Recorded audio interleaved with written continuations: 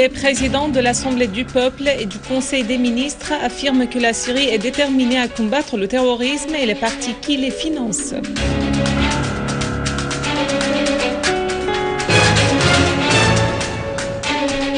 L'armée arabe syrienne continue de réaliser des avancées sur le terrain contre les terroristes.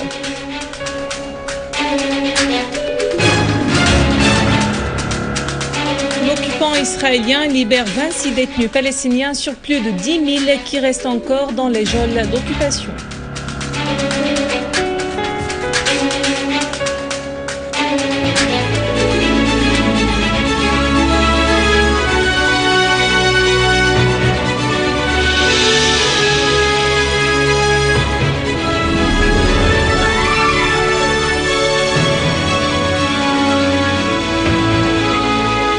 Mesdames et messieurs, bon après-midi et merci d'être avec nous. Lors de la dernière séance de la 5e session ordinaire du premier tour législatif de l'Assemblée du peuple, Mohamed Jihad El-Laham, président de l'Assemblée, a précisé que les retombées de la guerre terroriste déclenchée contre la Syrie et conduite par des pays colonialistes via des outils régionaux se sont étendues pour atteindre l'Égypte, la Tunisie, le Liban, l'Irak et récemment la ville de Volgograd au sud de la Russie. Ce qui s'est passé dans ces pays confirme la justesse de la position syrienne qui voit que l'idéologie terroriste transfrontière doit être affrontée par l'unification des efforts internationaux, a insisté Al-Laham.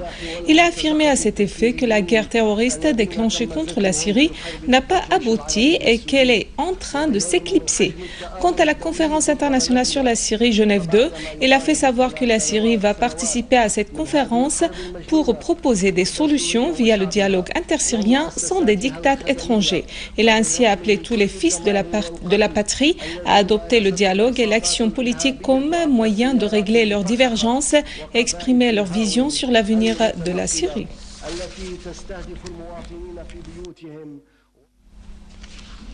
Pour sa part, le Premier ministre Wael Al-Halaqi a souligné devant l'Assemblée du peuple que la Syrie fait face à une guerre terrible et que tous les Syriens sont appelés à l'affronter. Al-Halaqi a souligné que la plupart des décisions du gouvernement étaient axées sur les procédures d'urgence pour faire face au développement de la crise. Al-Halaqi a précisé que le plus important était d'assurer les besoins fondamentaux des citoyens et de soutenir et fixer le taux de change et la stabilité de la livre syrienne. Notre première préoccupation était d'aider les citoyens qui ont été déplacés de leur foyer et à qui on a distribué plus de 4 millions de paniers alimentaires et accordé des soins de santé. Le Premier ministre a ajouté « Nous sommes ouverts à tout le monde qui vient au dialogue pour l'avenir de la Syrie. Mais celui qui croit que la délégation syrienne ira à la conférence internationale sur la Syrie Genève 2 pour lui céder le pouvoir commet une grave erreur. » Al-Halaqi a dit que les résultats de la table de dialogue à Genève 2 seront soumis à un référendum parce que c'est le peuple syrien qui décidera de son avenir. Il a conclu en précisant que les relations syro-iraniennes sont enracinées comme l'ensemble des relations de la Syrie avec les pays de BRICS. Le président russe Vladimir Poutine a réitéré le soutien de son pays à la tenue de la conférence internationale sur la Syrie Genève 2. Martin Nezerki, porte-parole du secrétaire général de l'ONU, a indiqué que Poutine a affirmé à Ban Ki-moon lors d'un contact téléphonique que Moscou soutient la tenue de Genève 2 le 22 janvier prochain. Nezerki a ajouté que les deux parties ont souligné l'importance de coordonner les efforts internationaux pour lutter contre le terrorisme dans le monde, notamment à la suite des deux attentats terroristes qui ont récemment frappé la ville de Volgograd au sud de la Russie. Pour sa part, l'Iran a affirmé son soutien aux solutions pacifiques au profit du peuple syrien, si c'était avec ou sans la participation de l'Iran à la conférence de Genève 2. Le sous-secrétaire iranien des Affaires étrangères pour les affaires arabes et africaines, Hossein Amir Abdollahian, a déclaré que l'invitation de l'Iran à la participation à Genève 2 n'était pas exclue jusqu'à maintenant. Il a estimé qu'on ne peut pas ignorer le rôle de Téhéran quant au développement dans la région, ajoutant que ce qui est important, c'est de l'aboutissement à un résultat en Syrie par des moyens politiques et la participation du peuple. La priorité maintenant est pour la restauration de la paix et de la sécurité ensuite. C'est aux Syriens eux-mêmes de décider de leur avenir.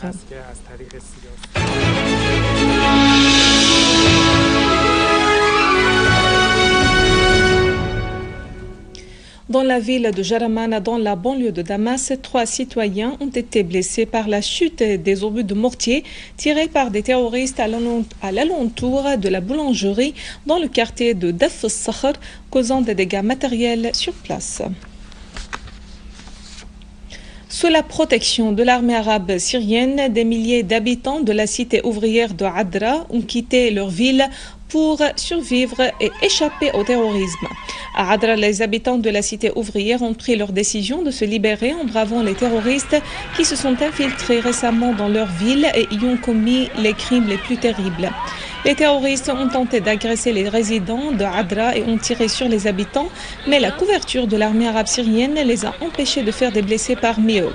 Certains terroristes ont tenté de sortir de la cité et se camoufler parmi les milliers d'habitants, mais l'armée les a arrêtés et a constaté qu'ils se trouvaient sous l'effet des drogues.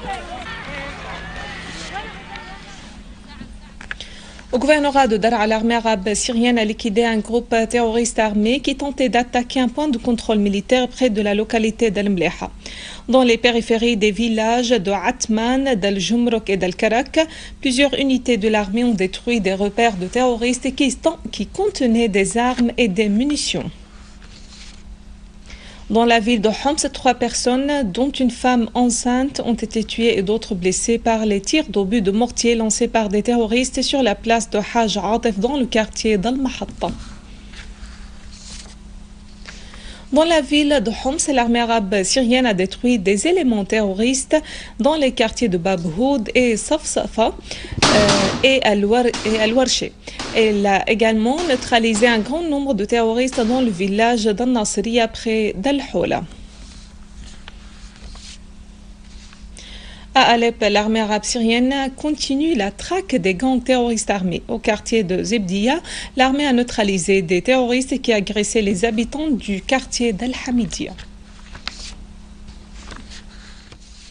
Le comité central du Fath al-Intifada a affirmé son soutien à la Syrie face à la guerre terroriste à laquelle elle est exposée.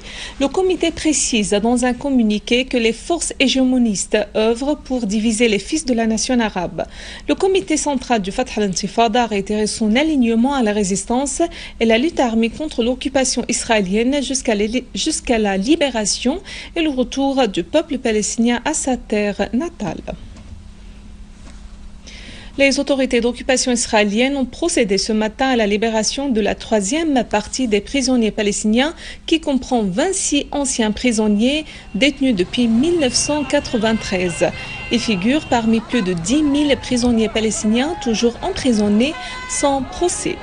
3 importants assemblements de masse palestiniennes ont attendu les prisonniers palestiniens libérés dans le camp de Oufar et à Zaytouna à la barrière de Jérusalem occupée à Beth Hanoun dans la bande de Gaza. Enfants, femmes et hommes ont attendu des heures dans le froid l'arrivée des prisonniers agitant des drapeaux palestiniens avec des chants nationaux. Des sentiments mêlés de joie et de larmes ont couronné l'instant de rencontre entre les parents et leurs fils libérés. Avant de clore ce journal, un rappel des principaux titres. Les présidents de l'Assemblée du peuple et du Conseil des ministres affirment que la Syrie est déterminée à combattre le terrorisme et les partis qui les financent.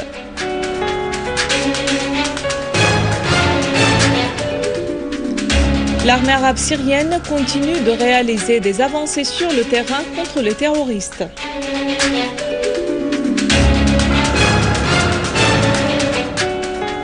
L'occupant israélien libère 26 détenus palestiniens sur plus de 10 000 qui restent encore dans les geôles d'occupation.